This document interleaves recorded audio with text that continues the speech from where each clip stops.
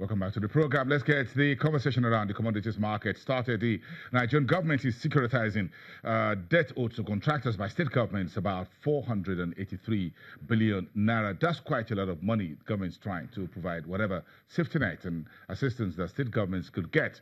Meantime, we're getting oil prices a little bit back up north after initial down. Prices during the early part of the week. I think the geopolitical tensions around the Iran oil sanctions and whatever is beginning to fade. So investors and traders are getting back into normal business. Adim Okwesa is of the Financial Derivatives Company, one of the research analysts, is live here in the studio right now. Good morning. It's good to have you. Good morning. Yeah, let's start with the oil price. I like that all the time. It's up 1.03%. I love that news. We're heading back to about 73 late yesterday. Yes, that's true. I think an interesting development happened yesterday. Russia and Saudi Arabia dropped hints about a possible output cut in this December 2019. This December OPEC meeting. I think this sort of thing usually happens prior to the OPEC meeting. We begin to hear comments from key OPEC producers about the possible policy action in December. I think the OPEC meeting is a function of the price level, and at $72 per barrel, price level is clearly skewed in favor of the consumers. At $72, most oil producers are not comfortable with this price level. So I think as you approach that meeting, producers will continue to drop hints, drop signals about where they want the price level is. If this does happen, it will mark a swift departure from the meeting in June where they urged producers to raise production levels. And I think that reflects the amount of uncertainty that has characterized the oil market in this half of the year. That's a small meeting. There's a meeting this weekend. And the soundbite, as you said, over the last 24 hours was that there's going to be a bit of revisiting the output cut by next year, meaning that Nigeria will still keep its position, or that exemption holds, as it were, for the country. Yes, definitely. We've been capped at 1.8 million barrels per day, but there's really no additional capacity to raise production. There are constraints that are keeping our production level at stagnant, but our production level is still at a very decent level, and oil prices, we would want oil prices to increase slightly higher. So let's hope that these producers, these comments play a role in oil price and are beginning to drive oil prices higher in coming weeks. Okay, that's good. But if we stick with the oil market, retail prices of diesel is going a little bit flat. It doesn't mean that anything strong is happening. It just means that NNPC is still trying to help us manage the volatility in crude oil price. Even though the diesel prices are deregulated, 255 is high. We've done 190 sometime this year, didn't we? Yes, we did. But I think this price level is more to do with speculative demand more than fundamentals. Like we spoke about on Tuesday, we saw consumers stocking up diesel in expectation of they thought that the country would be shut down. So now that shutdown has been averted, I think calm has been restored. So that speculative demand should begin to ease, and hopefully this price level should begin to decline. Because at 255 naira per litre, like you said, coming from 190 naira per litre is a drastic swing. So, and it is very negative for our PPI, for producer price inflation.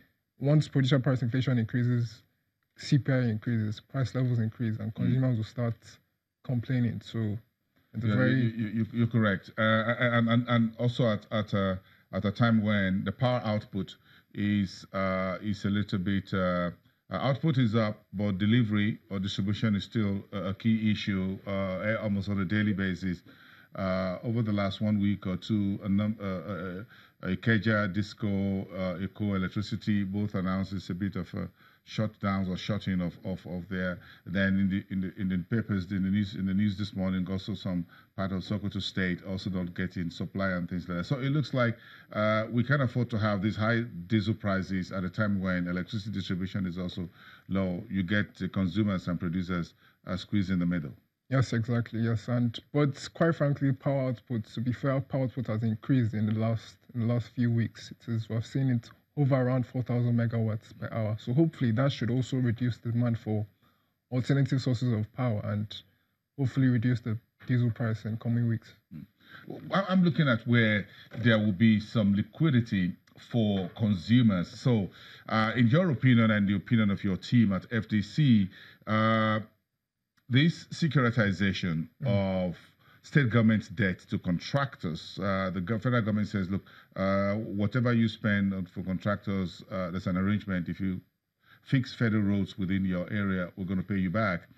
But the government itself at the center is hard put for cash as we speak. So to go the way of securitizing this amount, this is quite heavy, nearly 500 billion naira. Yes, indeed. Do you think this will ease up issues for the state governments, for contractors who have borrowed money from the banks? Will they release some liquidity to inflows to them? Yes, certainly. This is good news in the aspect of contractors to be able to meet their own debt obligation. They will be able to money that is being owed to banks, like you said, loan impairments reduce. So that is good news. On the other hand, if we combine this 483 billion naira with another 288 billion that was issued to oil marketers too, that amounts to about 771 billion naira.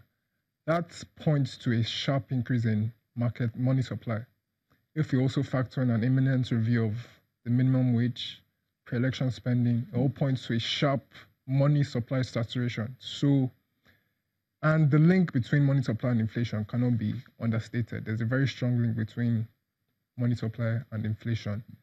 So this can potentially be a major inflationary driver. And if you also combine other cost push factors like flooding in agricultural producing states, insecurity in agricultural producing states, it all points to a modest increase in our inflation in coming months. So this will be a major consideration for the policy meeting on November 19, 20. So we're all talking about November 19, just about a week or so away from now. One good news, and I like good news when it comes to what folks call the goodies, is the flow or the outflow of foreign portfolio investment in this market is slowing down. It hasn't stopped, but it's slowing down. We saw these aggressive outflows in the second quarter, a bit of a third quarter, but now looking at the fourth quarter, it looks like foreign investors are not taking as much money out of the country as it were in the last two quarters, and this is slowing down. According to data you folks put out, that's down about 23%.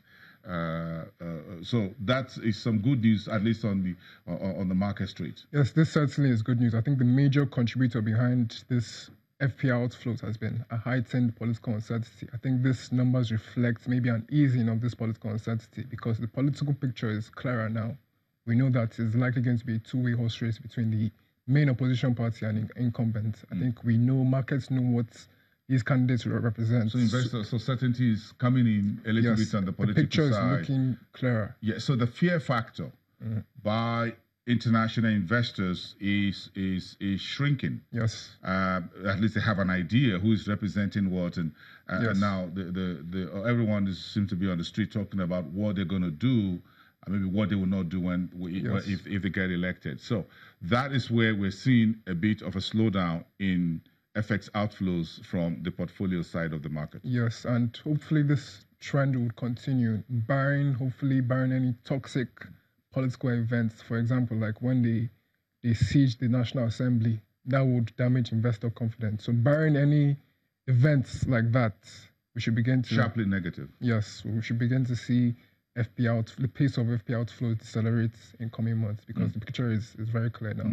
And perhaps we'll begin to see a bit of a slowdown, significant slowdown in outflows and more of inflows because we need that. Yes, and hopefully, I've been talking about external reserves depletion for the past few months now. Last month, October, we saw the largest drop in external reserves since February 2015, which coincidentally was when they postponed the elections from February to March 2015. So hopefully this should reduce the pace of external reserves depletion. And with oil prices low, we need all the money we can get. We need all the buffers we can get because, quite frankly, the economy is in a very fragile state. So we need all the physical buffers and external buffers we can get right now. Yeah, I agree with you because when you have your outflows slow down significantly in terms of foreign investors, that leaves some liquidity in the system. It gives more confidence to local investors as well that perhaps there'll be no firing at all. So at least folks can, because it all boils down to us watching what the foreign investors are doing. I think local investors watch what their foreign guys who have more deep pockets are doing. And if they're not voting with their feet, as it were, we also can say, hold on a second, why are we running? There's nothing to be scared about. Exactly, yes. Yeah, because election comes and goes. Exactly, yes. Yeah, and life continues. Yeah, exactly, yes. And this is one good news. I like good news like this. I just found out that you folks found out one good news for us. And that's very, very appreciated. Foreign portfolio investments in Nigeria, outflows is reducing a little bit. But again, we'll have a bit more on the soft commodity side to look at. Adim, final one on the, and I almost forgot the soft commodities, which is the agri sector, which is very dear to my heart. Where are we with the, if we touch a bit more on this basket of the grains and sugar?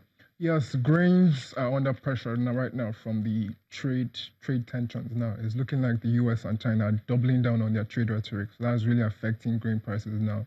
And it doesn't look like there's going to be any truce anytime soon between the US and China. So that's maybe after these midterm elections, maybe they'll get back to the trade talk. But of course, the last thing was that President Trump says nothing has been prepared as notes for talk with China. It's still early days yet. That's what President Trump says. So it looks like everyone's holding on to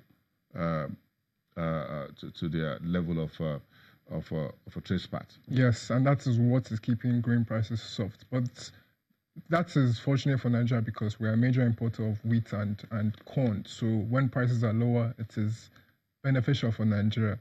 Cocoa on the other side, which is a major export commodity for Nigeria, is doing strong right now. The price level is 2,301 metric tons per dollar, which is at a very comfortable level. So higher cocoa prices is positive for external reserves, external accounts, and naira stability and what so on. Okay. I want you guys to take us through the, but maybe that will be next time you folks are here about this sugar smuggling and the damage it's doing. I'm sure NAFDAC spoke about that recently, how much damage problem we're having with the smuggling of substandard sugar into the, we don't want substandard sugar in my as icing on my cake or anything of that. It's not good for my health. So let's have that conversation another day. Most certainly. Thank you. I think more questions needs to have you here Thank you. for the week from Financial Derivatives Company.